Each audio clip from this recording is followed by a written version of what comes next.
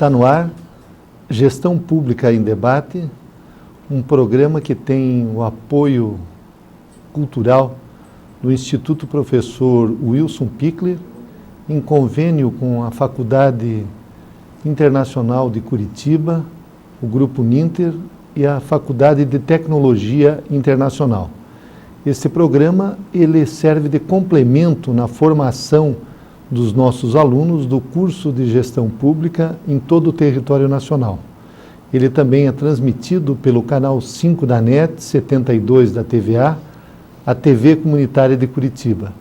E este programa eu quero dedicar especialmente a um jovem, Bruno Strobel Coelho Santos, que foi barbaramente assassinado há poucos dias na cidade de Curitiba por agentes de uma empresa de vigilância porque estava pichando um muro.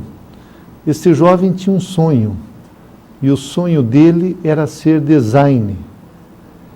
Eu quero manifestar aqui o meu sentimento à família do jornalista Vinícius Coelho, pai do Bruno, aos seus filhos, aos irmãos do Bruno, à sua esposa Eliane, enfim, a todos nós, amigos do Vinícius e da sua família, que sofremos muito com este fato muito trágico que ocorreu na nossa cidade. E hoje nós vamos tratar de um tema que é o empreendedorismo, a formação de empreendedores. E o Bruno era um menino que se preparava para o vestibular, estava muito feliz com o Curitiba voltando para a primeira divisão e estava começando a vida com apenas 19 anos. E a violência tirou ele do convívio da sua família, dos seus amigos, tirou ele da vida. Então nós temos hoje, na primeira parte do programa de hoje, a professora mestre Rosana Cipel Roig Lissa, ela que é coordenadora do curso de administração de empresas da Facinter, é mestre em administração pela Universidade Federal do Paraná, também é especialista em administração e finanças pela FAI, que é a Faculdade Católica de Administração e Economia, foi bacharel também em administração pela FAI, professora dos cursos de pós-graduação, inclusive à distância, e tem experiência profissional na área bancária, na área imobiliária, na área de saúde, e tem atuado como consultora junto a empresas familiares. E já há mais de 7 anos coordena cursos superiores na área de administração. Professora Rosane, em primeiro lugar, é um prazer tê-la aqui em Gestão Pública em Debate. E hoje nós vamos tratar desse assunto que é o empreendedorismo, ou seja, a formação daqueles que vão dirigir as empresas, vão constituir as empresas. Eu gostaria de saber se a academia, ela forma, capacita as pessoas para se tornarem empreendedores, ou a pessoa tem que ter algum tipo de talento natural, ou seja, ela tem que ter uma certa vocação para ser empreendedor. Porque dizem que tem certas pessoas que nasceram para ser soldado, jamais chegarão a cabo. E alguns nasceram para ser empregado, dificilmente chegarão a ser patrão. Então, gostaria que você colocasse essa situação para nós, professora Rosane. Bom, primeiramente, boa tarde, Jorge, boa tarde a todos. Na verdade, quando você pergunta da questão se a academia forma, sim, nós procuramos dentro da questão, por exemplo, da grade curricular, das disciplinas, trabalhar várias questões que possibilitem ao aluno que está sendo formado vislumbrar também o empreendedorismo. Ou seja, formar nele habilidades, competências para que ele também possa empreender, tanto internamente nas empresas, que é o intraempreendedorismo, quanto no seu próprio negócio. Agora, vai muito da vocação pessoal. Por exemplo, hoje eu tenho alunos que já chegaram e disseram para mim, olha, eu não tenho vocação para ser empreendedor, eu quero trabalhar em uma grande empresa, eu quero ser empregado. Isso vai muito de uma questão de um sonho pessoal, de uma vontade pessoal, porque ninguém nasce empreendedor. De um projeto de vida, Exatamente. de um objetivo, de uma meta? Exatamente. Ninguém nasce empreendedor. Na verdade, a pessoa, com o tempo, ela vai tomando gosto, ela vai desenvolvendo uma vocação, ela vai desenvolvendo um sonho, e aqui o empreendedor é aquele tipo de pessoa que vai buscar, ele vai atrás do seu sonho. Ele tem um sonho, ele tem um ideal, ele corre para concretizar, ele demanda um esforço enorme, e faz com que aquilo aconteça.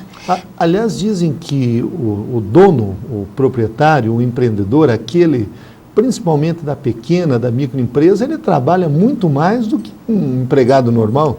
Seria isso? É verdade, é verdade. Jorge, se nós compararmos a realidade hoje do pequeno empresário, muitas vezes ele exerce várias funções ao mesmo tempo. Então, por exemplo, comparando, quando você é empregado, você tem uma determinada jornada diária, você, em geral, tem o sábado e o domingo para descanso, você tem férias, tem 13º, tem fundo de garantia. O empresário, o empreendedor, ele já não é beneficiado, porque o risco é dele, o capital é dele. Além dele não ter férias, não ter fundo de garantia, muitas vezes nem final de semana, geralmente o empresário trabalha 14 horas por dia, em média. Nós temos relatos de empresários que trabalham 16 horas por dia. Isso depende muito da área do negócio. Não tem férias. Além de tudo, ele vive preocupado porque é o seu dinheiro, é o seu capital que está ali no risco. O empregado, ele tem o salário garantido, né? Ele tem todos os seus direitos garantidos. Então, tem a empresa lucro, tem a empresa prejuízo, ele sempre tem os seus direitos garantidos. A preocupação dele é ter um bom desempenho para permanecer na empresa e poder seguir carreira. O do empresário é sempre que a empresa continue bem, possa crescer para manter os empregos daqueles que já estão e poder crescer mais e adquirir, né, poder empregar mais pessoas e também com a família dessas pessoas que dependem, né, dessa pessoa que trabalha. Professora Rosane Lissa, em relação, por exemplo, à grade curricular de um curso de administração, que tipo de disciplinas alguém que está nos assistindo e diz, bom, eu gostaria de estudar administração, me tornar um empreendedor, que tipo de disciplinas, o que se aprende na faculdade de administração, basicamente? Que cada faculdade tem algumas disciplinas específicas, mas tem algumas que são gerais, que são obrigatórias. Sim, as que são gerais, obrigatórias, geralmente elas vêm pelas diretrizes curriculares do curso, né? Que é uma legislação específica do curso de administração, onde o aluno tem disciplinas tanto de embasamento, que são aquelas disciplinas que são de um contexto geral, onde ele vai ter embasamentos, por exemplo, de filosofia, de ética, direito, economia, contabilidade, matemática, estatística, porque, na verdade, elas formam algo que é básico e é complementar na visão do administrador. O aluno também vai ter disciplinas bem específicas, profissionalizantes da área. Por exemplo, administração financeira orçamentária, administração mercadológica, administração de recursos humanos, administração da produção, de bens materiais e do patrimônio, gestão estratégica de negócios, planejamento estratégico, jogos de empresas, que dão aquela formação mais específica do administrador. Porém, ele tem uma formação muito ampla. Eu sempre comento com meus alunos que a formação do administrador ela é muito mais holística, porque ele não pode olhar simplesmente só para a sua empresa internamente. Ele tem que olhar para todo o mercado. Então, ele tem que conhecer de política, ele tem que conhecer de economia, ele tem que entender de cenários, de comércio exterior, ele tem que entender o que está acontecendo à sua volta, da área tributária, né, da área de legislação comercial, da legislação do trabalho. É fundamental para o administrador que ele tenha esse conhecimento. Ele tem que ter esse preparo para poder atuar. Então, uma outra área que tem se desenvolvido muito nos últimos tempos, que é o terceiro setor, o empreendedorismo social. E me parece, Rosane, que você tem uma experiência nessa área, você tem até pesquisado, tem atuado. O que vem a ser o empreendedorismo social? É uma visão diferente daquela empresa que busca o lucro? É um empreendedorismo que tem um lucro social? O que você tem a dizer a esse respeito? Olha, o empreendedorismo social é um assunto muito novo ainda. Ele está sendo tratado porque o que nós vemos hoje na sociedade, nas sociedades como um todo e principalmente no Brasil? Nós temos a atuação muito forte de organizações do terceiro setor, ou seja, são organizações não governamentais que não têm fins lucrativos e atuam em prol de algum objetivo da sociedade, em prol da natureza, preservação ambiental, né, proteção dos animais. Temos vários exemplos. E o que acontece, na verdade, com o empreendedorismo social? O empreendedorismo social ele vem complementar aquela ideia do empreendedorismo. Ele vem trazer a questão do empreendedor que busca realizar um sonho, busca realizar objetivos, com a questão de alcançar um lucro, mas um lucro social, um bem para a comunidade e não para ele próprio. Não é muitas vezes um lucro monetário e financeiro, é um lucro para a sociedade, um ganho para a sociedade em qualidade de vida, em segurança, em educação, em, digamos, esporte para crianças, para jovens, desenvolvimento de novos talentos. Então, o empreendedorismo social está muito voltado com aquele empreendedor que ele preocupa-se não consigo próprio, mas sim com o conjunto de uma comunidade. Seria a responsabilidade social da empresa que dedica uma parte dos seus lucros, das suas atividades para esse ambiente e também algumas entidades que se dedicam exclusivamente à questão social sem a finalidade do lucro, embora a empresa possa ter, digamos assim, faturamento, possa ter um rendimento, mas que o lucro não é distribuído entre os seus acionistas. Haveria uma diferença entre essas duas questões? Existe uma diferença, porque a responsabilidade, quando falamos em responsabilidade social, ela está muito atrelada às empresas, ao que elas dão de retorno para a sociedade. Em função de sua atividade lucrativa e de atuação no mercado, o que a empresa pode fazer para a comunidade que está no entorno. Então, a responsabilidade social dela, seja na gestão ambiental, na preservação do meio ambiente, na não poluição de rios, não extração, por exemplo, de matéria-prima que já está, por exemplo, escasseando, ou poluição do ar, uma série de coisas.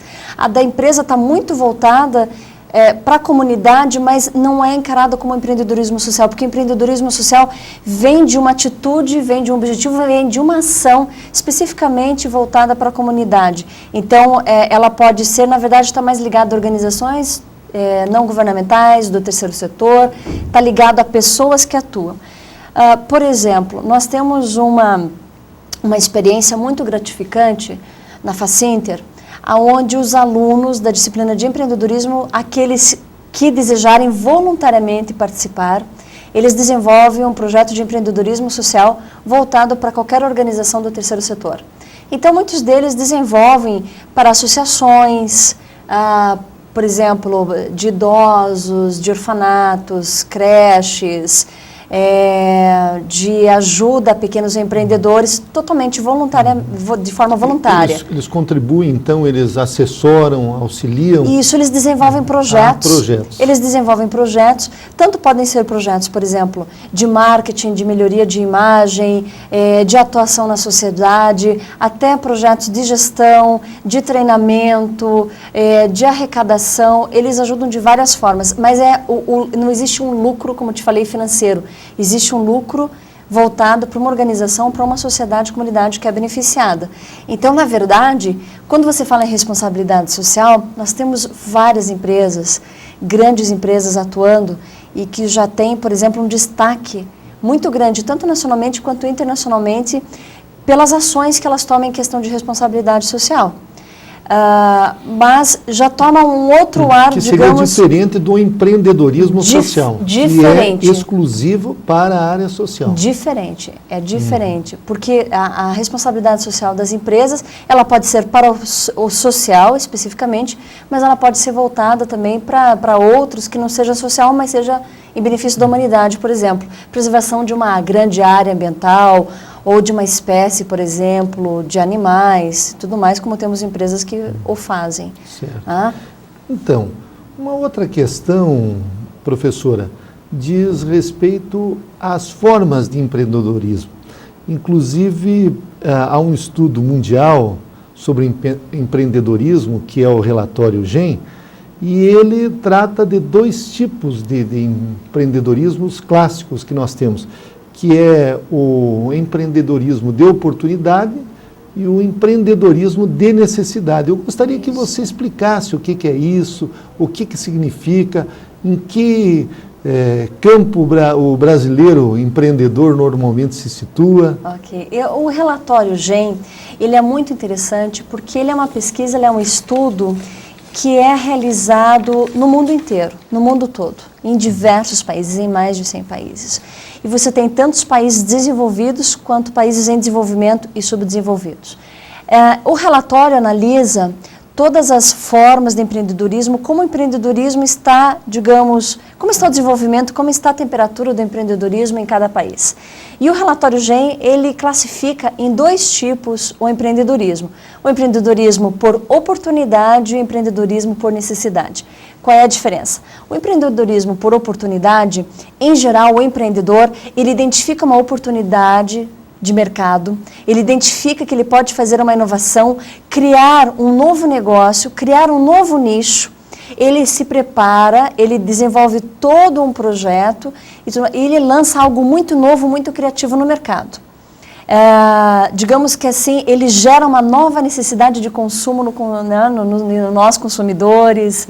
Vamos pegar ali, o telefone celular foi uma necessidade que foi gerada, né? Exatamente. Foi uma oportunidade de mercado, uma oportunidade de negócios, aonde gerou uma necessidade que hoje dificilmente você vê alguém que não possua um celular. Aliás, desculpe só uma interrupção.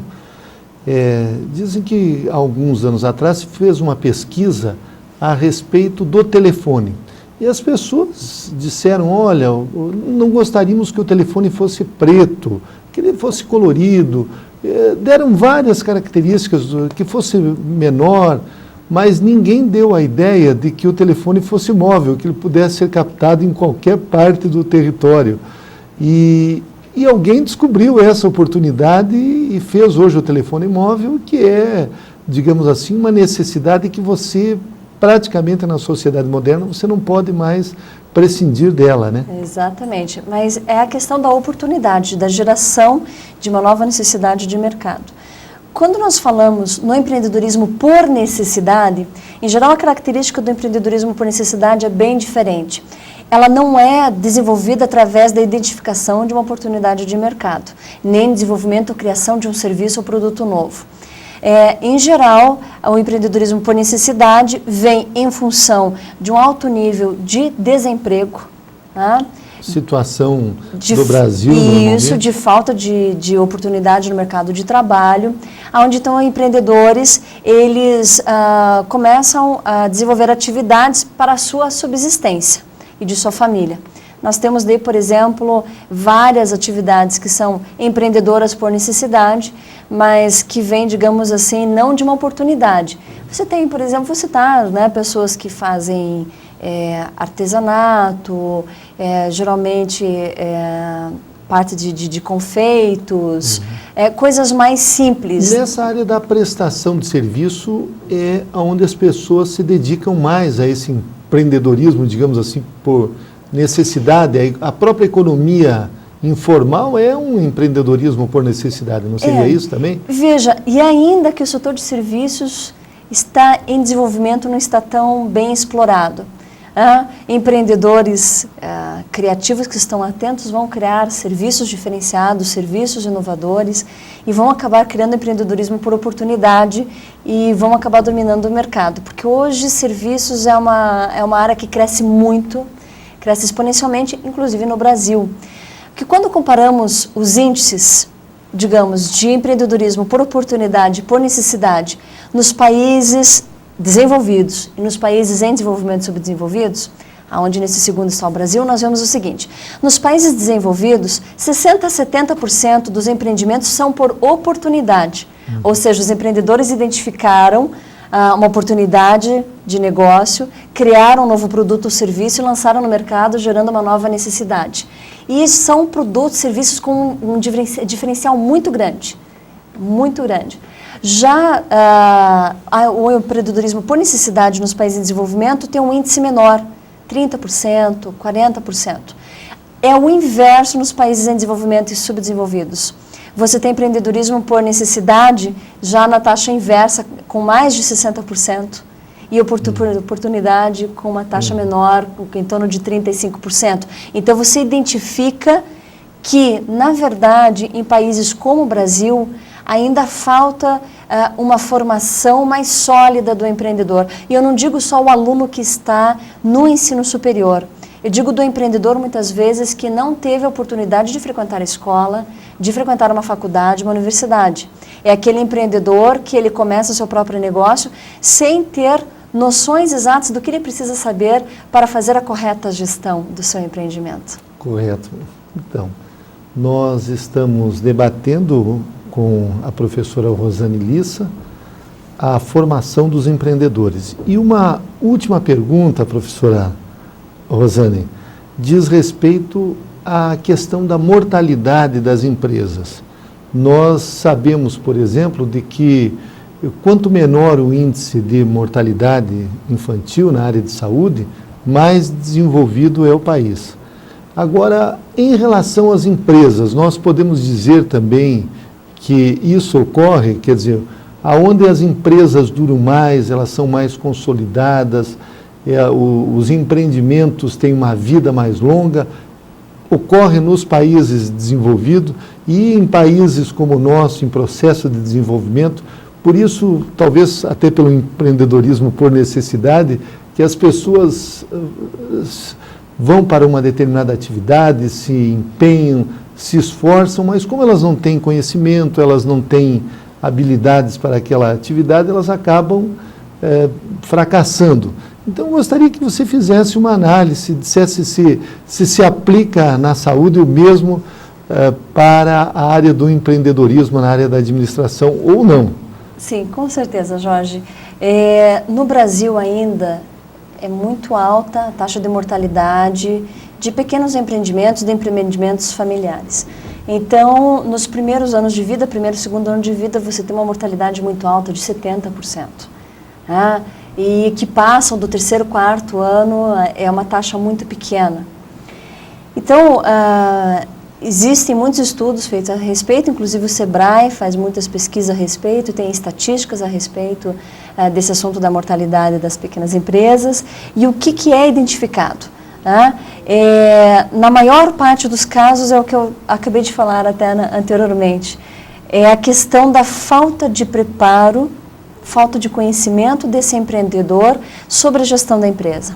Em geral, os gestores, esses pequenos empreendedores, eles não têm domínio, por exemplo, de uma gestão financeira da empresa. Como fazer, por exemplo, um fluxo de caixa, contas a pagar, contas a receber, como investir bem o seu capital, aonde buscar recursos externos mais baratos para poder capitalizar a sua empresa. Eles desconhecem que o governo federal tem várias linhas, por exemplo, através de Banco do Brasil, Caixa Econômica, BNDES. O pequeno empreendedor não tem esse conhecimento. Ele não tem conhecimento de marketing, ele não tem conhecimento de vendas, de treinamento.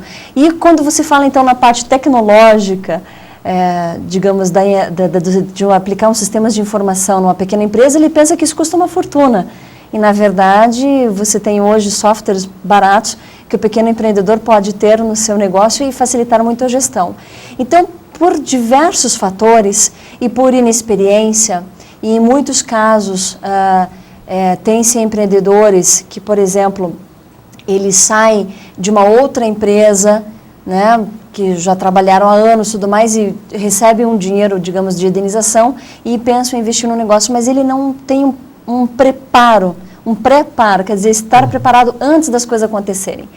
Então, em geral, a mortalidade se dá à falta de conhecimento de mercado, de gestão, em uma série de aspectos. Então, nós queremos agradecer muito à professora mestre Rosane Lissa por essa brilhante aula que nos deu sobre empreendedorismo, gestão pública em debate, os nossos alunos em todo o território nacional que atuam na área pública.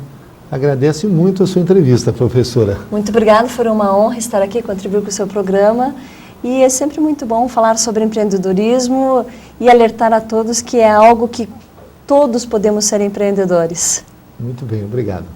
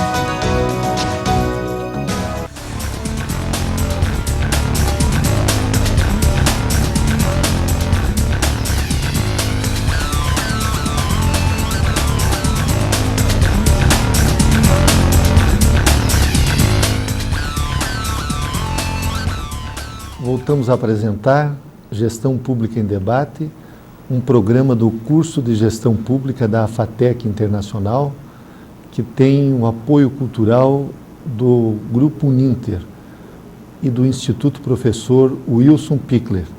No programa de hoje, nós estamos debatendo a formação de empreendedores. E vamos entrevistar na segunda parte do programa o professor Benhur Etelberto Gaio. O professor Benhur, ele é graduado em Administração pela Universidade Federal do Paraná, ele é mestre em Engenharia da Produção pela Universidade Federal de Santa Catarina. Nesta universidade ele também está fazendo o doutorado em Engenharia da Produção. Atualmente é professor do Instituto Brasileiro de Pós-Graduação e Extensão, o IBPEX, e é coordenador geral dos cursos de graduação à distância da Faculdade Internacional de Curitiba, a FATEC Internacional, inclusive do nosso curso de Gestão Pública. O professor Benhur, recentemente ele foi premiado, podemos assim dizer, porque o seu trabalho foi classificado entre os melhores, durante o 10º Fórum Internacional de Administração, da FIA, e o 4º Congresso Mundial de Administração, que foi realizado na Universidade de Coimbra, em Portugal. Nós temos, inclusive, aqui o diploma que o professor Benhur recebeu, e eu gostaria de conversar, professor Benhur, com o senhor a respeito deste fórum, deste Congresso Mundial de Administração. O senhor foi um dos poucos aqui do Brasil que foram premiados, e o seu trabalho ele foi justamente na capacitação dos empreendedores, dos alunos dos cursos de gestão, especificamente empreendedorismo impulsionador do crescimento do século XXI. Então eu gostaria que o senhor falasse a respeito desse seu trabalho, dessa sua pesquisa, que inclusive me parece também a sua pesquisa de doutorado na Universidade de Santa Catarina, e como funciona esses jogos de administração que o senhor implantou com grande sucesso, e hoje temos alunos da área de gestão de negócios em todo o Brasil que estão praticando esses jogos. Boa tarde, boa noite, é um prazer muito grande tê-lo aqui em Gestão Pública em Debate. Obrigado pela receptividade, professor Jorge, e vinculando diretamente essa questão do trabalho aceito lá pela organização do evento mundial na Universidade de Coimbra, em Portugal, e também foco da minha pesquisa de doutorado e da implantação na FATEC Internacional do jogo de empresas na modalidade à distância.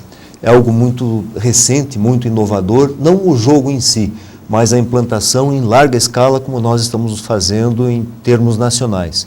Hoje nós temos, dentro da FATEC Internacional, mais de 9.000 alunos participando deste projeto, em termos de Brasil, posicionados em todas as nossas telesalas que têm este curso. E como que ocorre esse jogo?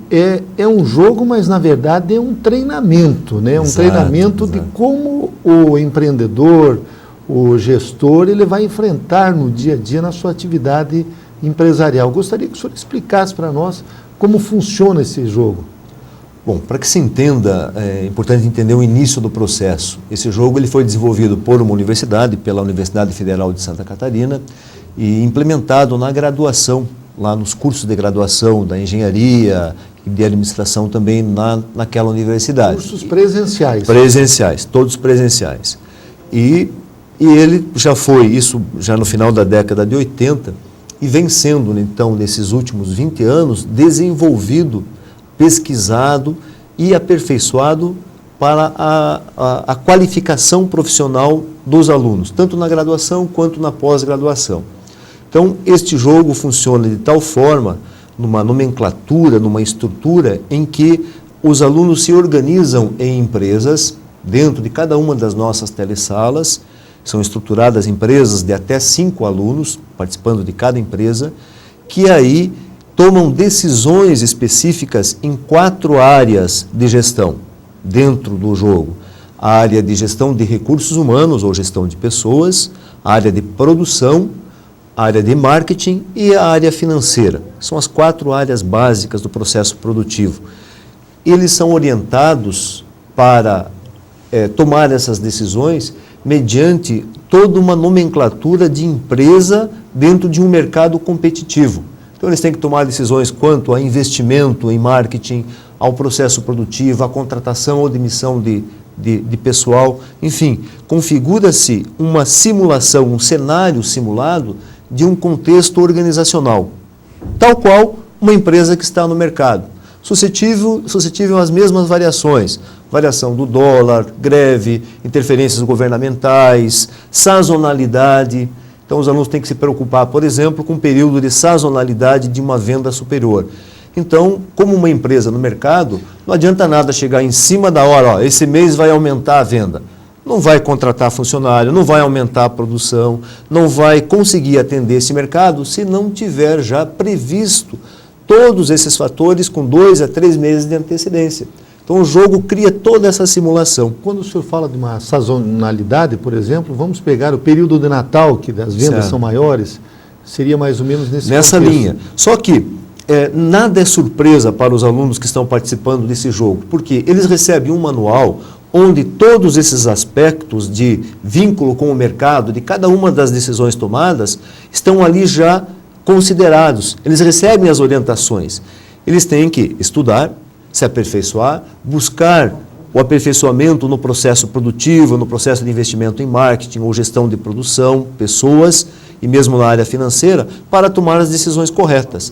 Só que a diferença que nós sempre fazemos desse processo é que não é um jogo de perde, ganha, alguém perde, alguém ganha. Não, é um processo qualitativo de aperfeiçoamento. Então, à medida em que nós implantamos o jogo, os alunos passam a ter uma configuração real, apesar de simulada, do contexto organizacional da empresa no mercado. E aí, neste momento, ele pode errar, ele pode tomar uma decisão errada. Só que, à medida em que o jogo é processado, as informações são processadas, e esses alunos que fazem parte das empresas recebem os relatórios, o retorno dos relatórios, eles podem, então, constatar aquelas decisões que eles tomaram que estão corretas ou que estavam corretas, e as decisões que estavam erradas vão fazer com que a empresa tenha, mediante as outras, já que estão fazendo parte de uma concorrência, 10 empresas jogando entre si, então, mediante o resultado que outras obtiveram e que eles verificarão em cada um dos relatórios, então eles perceberão que uma decisão, por exemplo, em uma decisão de investir em marketing numa determinada situação, não era adequada. Por exemplo, vai investir em marketing num período de sazonalidade, porque se todo o mercado vai crescer, e todo o mercado vai crescer, por exemplo, 25%, então ele tem que se preocupar com o processo produtivo. Não há necessidade de investir em marketing, porque vai haver aquela venda significativa mais elevada naquele período de sazonalidade, como você citou do Natal. E esse, professor Benhuri, esse produto que essas empresas, porque são 10 empresas competindo entre elas, e elas oferecem um produto ao mercado. Que produto Perfeito. É esse? O produto que nós estipulamos é o mesmo para todas as empresas no jogo, nós chamamos de MP5. Então é um produto inovador, Sim, né? Que não Media existe Player ainda. 5. Inclusive no jogo nós brincamos, é um MP, é um Media Player, um aparelhinho pequeno que o atual ele tem o vídeo, né? O MP4 ele vem com vídeo, o nosso vem com uma imagem holográfica já é um vídeo Certo. holográfico. Mais avançado. Mais avançado. Então, mas na realidade não é o produto em si, ele não caracteriza uma concentração dos alunos. O que se caracteriza e exige dos alunos é um cuidado com o processo produtivo Certo. e tudo o que envolve esse processo. E ele é um processo de aprendizagem contínua. Por quê? As decisões que eles tomam, nós definimos que são 15 decisões, essas decisões que eles tomam em cada período, elas se repetem ao longo de 12 períodos. Então, o curso 12 todo nosso seria um ano. Na realidade, as decisões são tomadas a cada 2 meses. 2 meses. Então, os nossos alunos, eles passam o curso todo, os 24 meses, os 2 anos, jogando, aperfeiçoando suas técnicas, seus conhecimentos, Quando eles chegam lá pela 7ª rodada, mais ou menos, aí eles estão efetivamente sedimentados. Eles percebem com a maior tranquilidade e natureza quais decisões devem ser tomadas em cada momento para obter o melhor resultado. Aí o jogo chega no seu ápice. As últimas 5 rodadas são assim bem competitivas. A empresa começa a ser lucrativa. A empresa vai dar lucro, certamente. Eu imagino isso uma espécie de um simulador de uma cabine de um avião, que normalmente os pilotos passam semanas, meses lá no simulador. Exato. Até pegar digamos assim, o manche do avião e começar... Nós usamos essa metáfora, inclusive, porque qual piloto hoje sai de uma aula teórica e vai para uma cabine de avião e decola com o avião? Isso não existe em lugar nenhum do mundo. O piloto passa por simuladores ao longo de um bom tempo, treinando, depois ele vai para dentro de uma cabine ser um copiloto, para depois assumir como comandante uma aeronave. E por que um gerente, um diretor de uma empresa, um diretor-geral, um presidente, assuma uma empresa muitas vezes sem ter um conhecimento ou sem ter uma base teórica, metodológica e prática para assumir aquela empresa? A metáfora é exatamente essa. Passar por simuladores cria uma condição, uma competência e uma habilidade muito maior. E aí, vinculando com a questão do empreendedorismo, os nossos alunos que participam do jogo, eles passam a ter uma concepção empreendedora, porque eles começam a tomar decisões, por exemplo, em relação a investimentos ou a adquirir novos mercados, ampliar suas fronteiras. São visões empreendedoras, que também vem somar aí com a questão do trabalho que eu apresentei lá em Coimbra, que mostra justamente isso. Os nossos alunos passam a ter uma percepção empreendedora mais aprofundada participando do jogo. Por quê? Deixa de ser um jogo somente a partir do momento em que nós damos o feedback aos alunos. Os nossos animadores, os nossos professores que trabalham com o jogo, eles dão retorno para os alunos à medida em que eles vão avançando nas tomadas de decisões, nos aspectos em que eles erraram, quais acertaram, enfim, analisam os resultados juntamente com os alunos. E à medida que isso vai se repetindo ao longo de 2 anos, os alunos passam a ter uma percepção muito nítida do que é uma empresa no mercado, para aqueles que ainda não têm, é claro. E esse seu trabalho, ele foi classificado lá em Coimbra, na Universidade de Coimbra, nesse encontro mundial de administração, justamente por ele ser inovador nessa área do ensino à distância. Eu gostaria que o senhor falasse que expectativa, que interesse ele causou para os participantes desse congresso. Foi até interessante, professor Jorge, porque primeiro foi uma surpresa assim, ele ter sido aceito com esse interesse dos organizadores do evento. Destaque, né? Vamos dizer assim. Houve um destaque nesse sentido.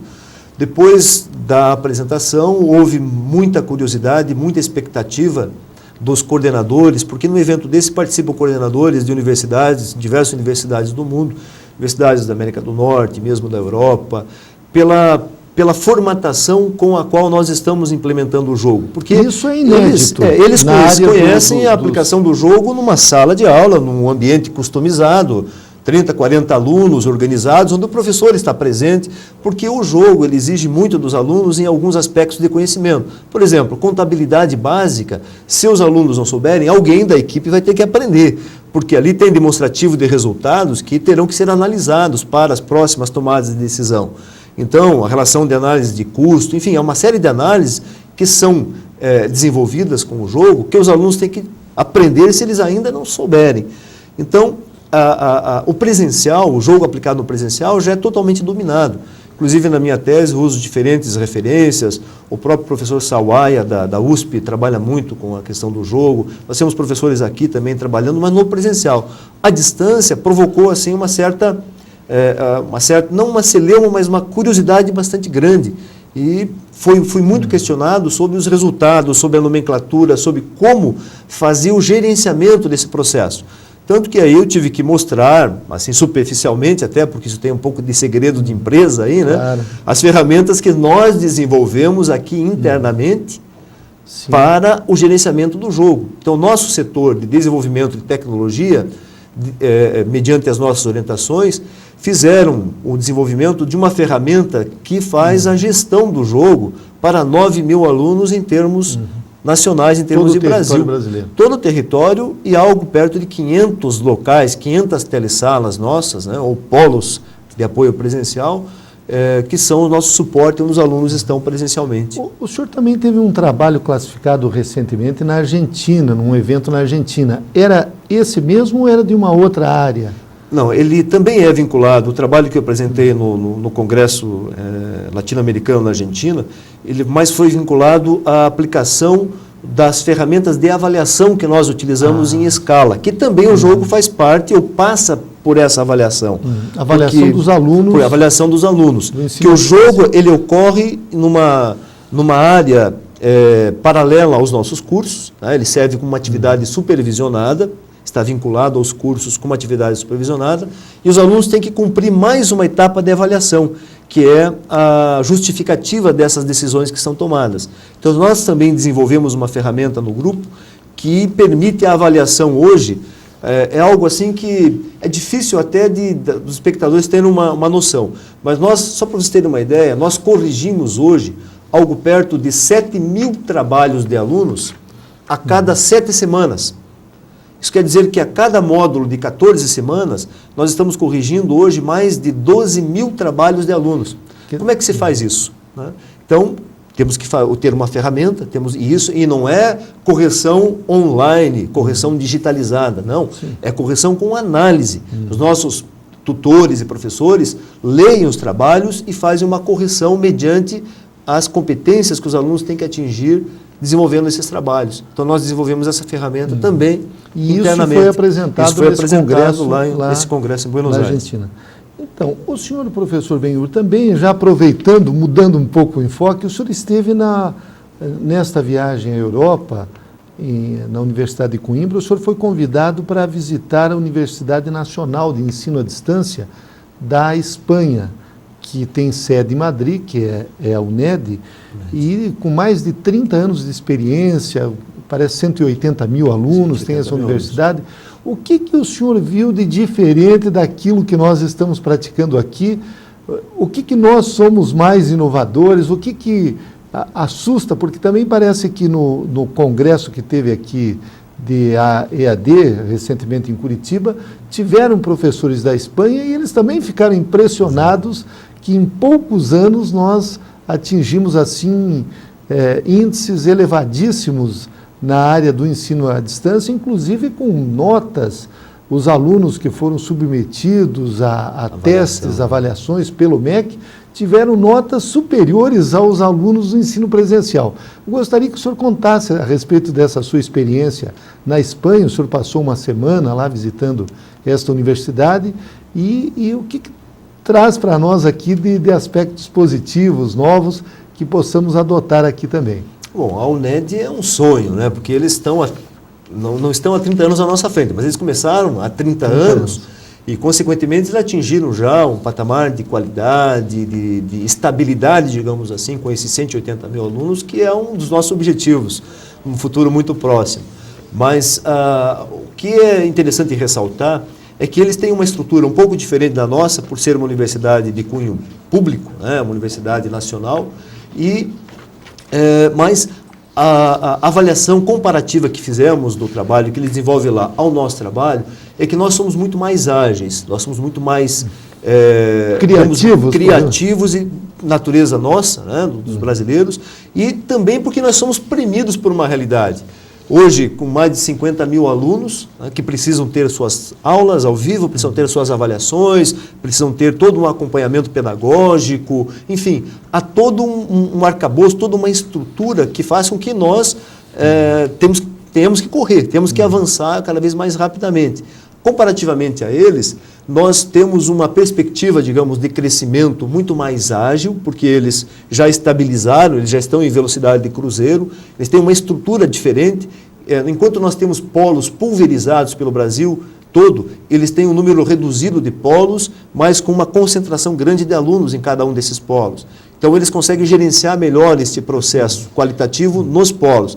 Nós temos uma dificuldade maior no gerenciamento dessa cadeia, dessa rede que nós temos. Mas eles utilizam essa tecnologia via tecnologia, satélite? Sim, tecnologia muito próxima da nossa. Aulas via satélite, aulas com videoconferência, material impresso, os provas. Livros, como nós fazemos. Os livros, só que os nossos livros nós incluímos, damos para os alunos.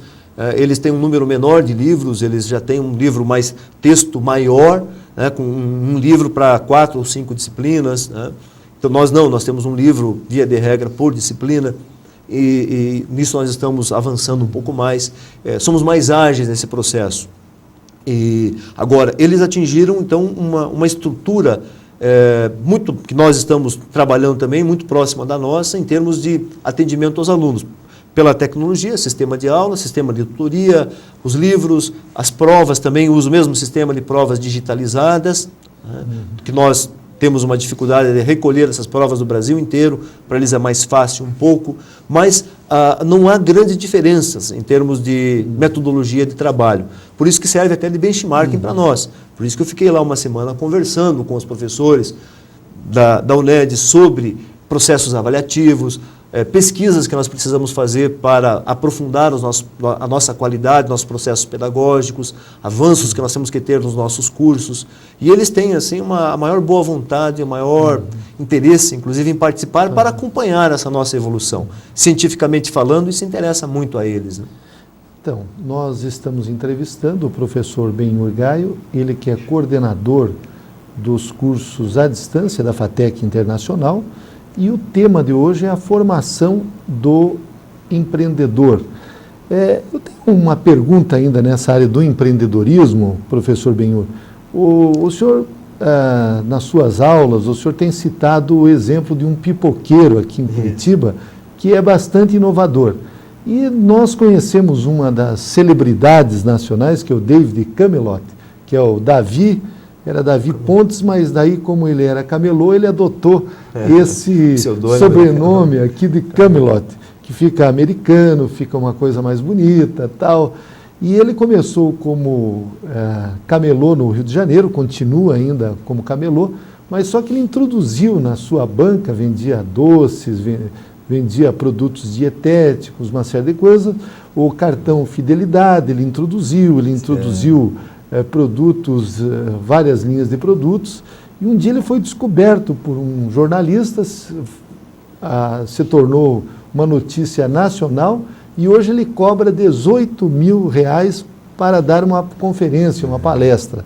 Eu gostaria que o senhor, ele é dono hoje, o David Camelot, de restaurantes, de prédios, de apartamentos, enfim, ele é uma celebridade, né?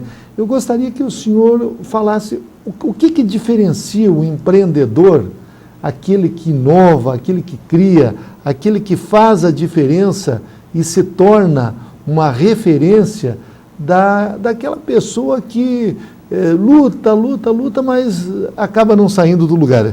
Gostaria que o senhor nos contasse aí o segredo do sucesso. O segredo é realmente estes profissionais, eles têm um tino comercial fantástico, porque a maioria deles está vinculado justamente numa área comercial, da prestação de um serviço diferenciado. Eles têm um tino por descobrir uma área específica em que existe um vácuo, né? Existe uma perspectiva, uma demanda em relação a um atendimento que não ocorre, e eles conseguem, mediante a natureza própria, pessoal, a empatia, a forma de proceder em relação, no relacionamento com os demais, com os outros, com seus clientes, promover um resultado diferenciado em relação à concorrência que está à sua volta. Então, o caso do David no Rio, tinha outros camelôs à volta dele, mas ele era o diferenciado. Ele levava lá os produtos para quem encomendava via celular, via MSN, mandando mensagem no celular dele, ele levava nos escritórios, enfim, é um serviço completamente diferenciado. Você citou o caso do Valdir, né? O site é pipocadovaldir, com V, .com.br. Ele fica ali do nosso lado, na Praça Tiradentes. Dê uma olhada lá, pipocadovaldir.com.br. Ele tem 42 itens de melhoria num carrinho de pipoca. 42 itens de melhoria, cria um diferencial fantástico. Ele tem, para começar, a pintura do carrinho já é pintura automotiva.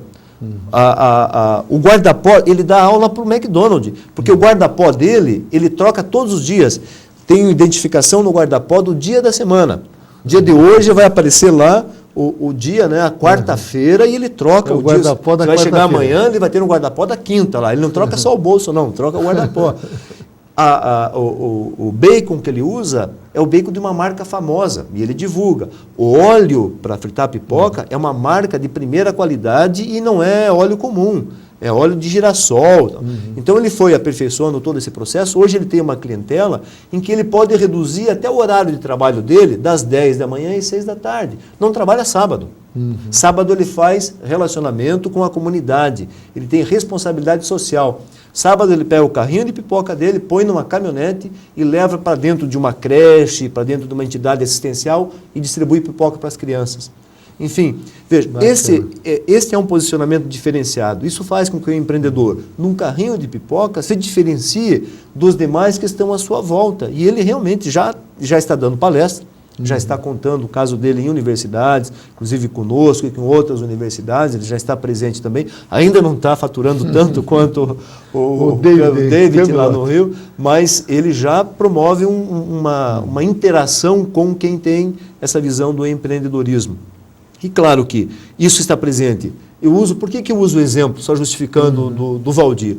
Porque nós damos em curso exemplos de grandes empresas, multinacionais, empresas que têm um patamar de empreendedorismo interno muito forte, investe muito em criatividade, etc., até chegar num pipoqueiro, que não tem demérito nenhum. Tanto que o padrão de vida dele melhorou muito, porque o Valdir tem 3º ano primário, e ele era boia fria, cortava cana no interior. Hoje ele já tem a sua casa em Curitiba, tem a sua empresa, seu empreendimento, porque ele acreditou que, por meio de um carrinho de pipoca, ele atingiria melhores condições de vida, melhores resultados como empreendedor. Tanto que está lá na Praça Tiradentes para quem quiser apreciar a pipoca do Valdir. Então, nós entrevistamos em Gestão Pública em Debate o professor Benhur Gaio. Professor Benhur, muito obrigado pela sua presença no nosso programa.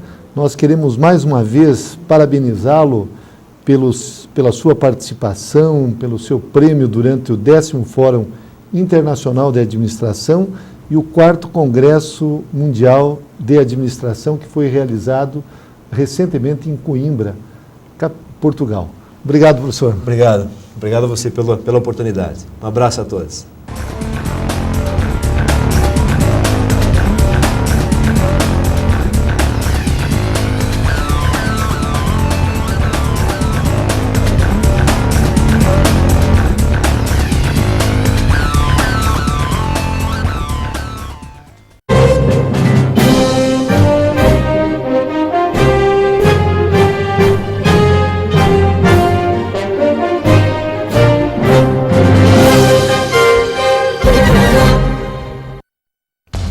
As exigências do mercado profissional impõem necessidades de se possuir um diploma de ensino superior, mas muitas pessoas têm dificuldades na hora de fazer uma faculdade. Na maioria das vezes, o curso desejado não existe na cidade onde se mora, dificultando o acesso ao conhecimento dos brasileiros. A falta de tempo, combinada com os problemas pessoais, como o de renda, também são alguns dos obstáculos para a realização ou continuidade dos estudos. Muitos brasileiros estão encontrando a solução no ensino à distância para realizar o sonho de concluir um ensino superior. A educação à distância tem mostrado grande importância para atender um número incalculável de alunos que estão atrás de conhecimento. No entanto, esta modalidade de ensino não é uma novidade. Com origem no século XVIII, o IAD era feito através de correspondências e foi uma experiência que deu certo. Neste cenário, o Grupo Educacional Uninter surgiu investindo no que há de melhor em tecnologia e metodologia do ensino à distância, melhorando o sistema de ensino e levando estudo de qualidade a todas as pessoas. Hoje, com a videoconferência e com a informação via satélite, é possível assistir a aulas em tempo real em telesalas, de forma com que haja uma interação entre aluno e instituição de ensino. Com este suporte, o IAD está tomando um caminho de democratização da educação, fundamental para um país como o Brasil, que tem mais de 85% dos brasileiros acima de 18 anos que ainda não fizeram curso superior. Com a difusão do ensino à distância, o Uninter quer promover a diminuição da migração regional, fixando as pessoas em sua região de origem, promovendo o desenvolvimento local através da qualificação dos profissionais da região. Agora, conheça em detalhes a metodologia, bem como a tecnologia empregada no ensino à distância, que tem sido um dos maiores fatores de crescimento da educação no Brasil. Em cada cidade onde se faz presente, o Grupo Uninter trabalha em parceria com escolas de primeiro e segundo grau, aptas a oferecer estrutura física compatível com a estrutura que o grupo apresenta em suas unidades em Curitiba, dentro dos padrões exigidos pelo MEC. Essas escolas parceiras são chamadas de centros associados e passam por uma rigorosa avaliação antes de serem escolhidas pelo grupo. Após esta avaliação, os centros associados passam a receber o sinal das aulas via satélite, nas chamadas telesalas.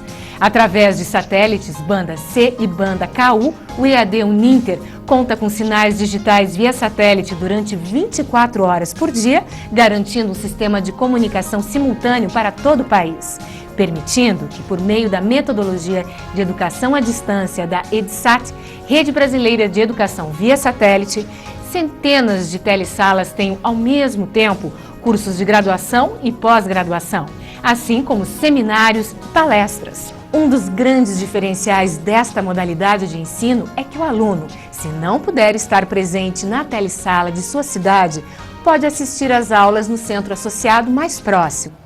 Hoje, são aproximadamente 1.200 polos credenciados pelo MEC em todo o Brasil, que formam anualmente milhares de alunos através da Faculdade Internacional de Curitiba, a Facinter, e a Faculdade de Tecnologia Internacional, a FATEC Internacional.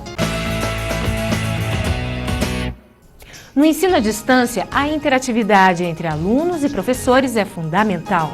No grupo educacional Uninter, o aluno pode fazer questionamentos durante as aulas através do serviço 0800, internet e diversos outros, como chat, Claro Line, vídeo on demand e ambiente colaborativo. Para cada disciplina de todos os cursos superiores, o aluno recebe livros elaborados pelos professores que ministram as aulas via satélite. Este material é especialmente confeccionado para educação à distância através da editora IBPEX e já está incluído na mensalidade. São 30 livros em média de leitura obrigatória por curso. Empresas também podem participar da sistemática de ensino à distância do Grupo Educacional Uninter, oferecendo a seus colaboradores cursos e treinamentos no próprio local de trabalho, contribuindo desta forma com seus programas de responsabilidade social. Uma iniciativa como esta qualifica os trabalhadores e aumenta a produtividade. É bom para a empresa e melhor ainda para o funcionário.